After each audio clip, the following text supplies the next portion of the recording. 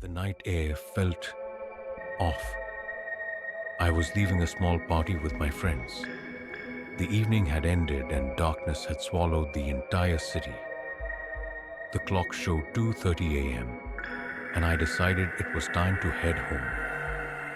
After all the noise and laughter at the party, the silence of the night, the cold air, it felt unnervingly strange.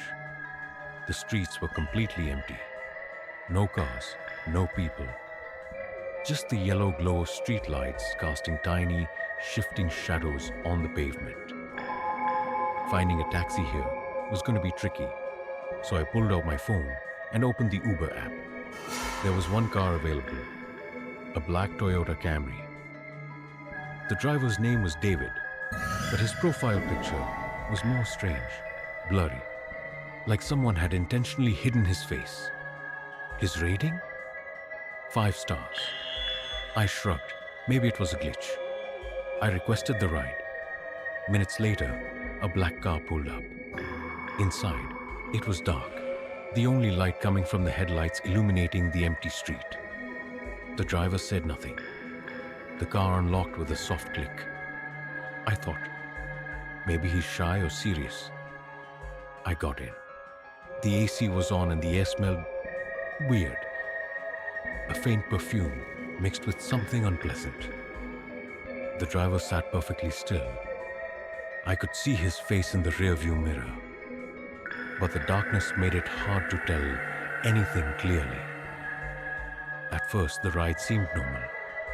The GPS was following the route. But then, I realized the car was taking a wrong turn. I cleared my throat. "Excuse me, I think this isn't the right route." No reply, just a twitch of his lips, like he was suppressing a laugh. My heartbeat quickened. A few more minutes passed. My phone vibrated. A notification popped up.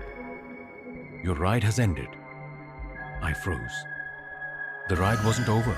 We were still moving. I said, "Sir, the app must be wrong. It says the ride is over, but we're still on the road."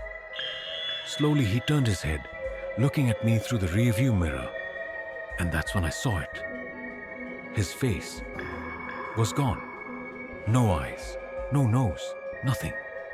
Just a smooth, pale surface. The car sped up. My heart thumped so loudly I could hear it in my ears. His blank, featureless face stared at me, and yet it felt like he was looking straight through me. I tried the door, locked, like someone had jammed it from the inside. I flicked on my phone's flashlight, secretly peeking into the car. The GPS was dead. The dashboard was black, like the car itself had no power. I gasped, "Stop! Please, stop the car." No reply. Instead, a low, distorted voice hissed, "Not human," like some warped radio signal. We turned again.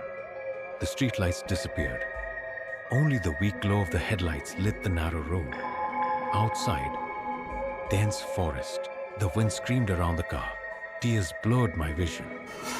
I tried to call emergency services. Nothing, just no service. Cold fingers gripped my hands. The car slowed suddenly and stopped on an old bridge.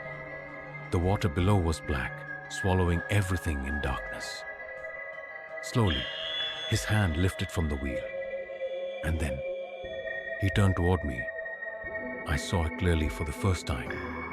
His face was like a mask. Smooth, featureless. His lips parted, releasing a sound that was not human. A high-pitched metallic scream, like a tape played at impossible speed.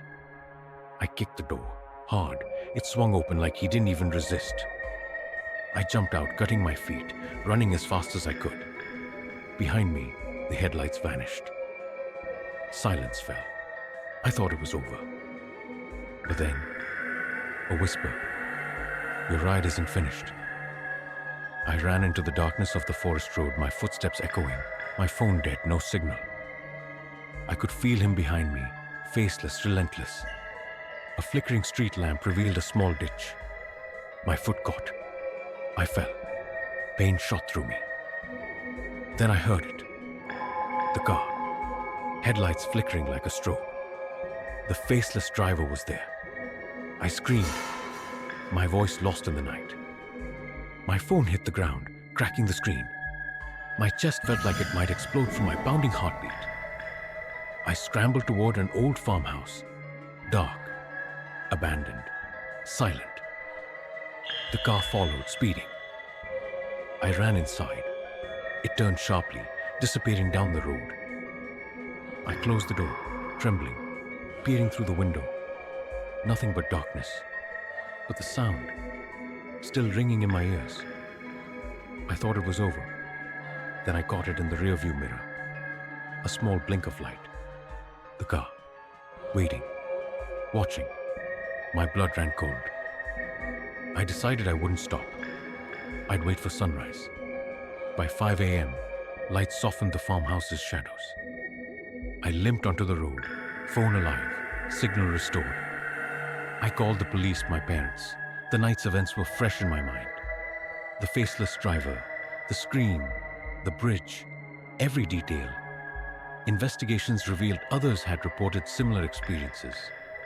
People booked Uber rides, spotted the faceless driver, yet the system had no record of him.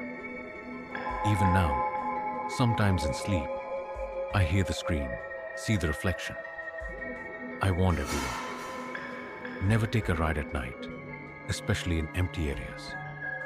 Especially if the driver's face isn't clear. This was real, and I will never forget.